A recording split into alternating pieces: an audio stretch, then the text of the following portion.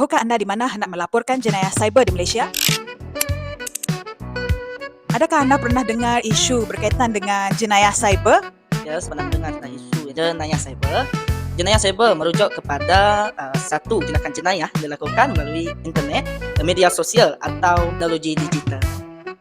Tahukah anda di mana hendak melaporkan jenayah cyber di Malaysia? Cyber boleh dilaporkan kepada pihak berkaitan, contohnya pihak polis dan juga platform atau aplikasi yang digunakan.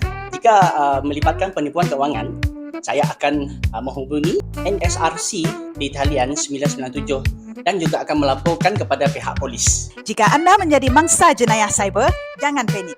Simpan semua bukti seperti screenshot, nombor telefon dan perbualan. Hubungi NSRC di talian 997 jika ia melibatkan penipuan kewangan.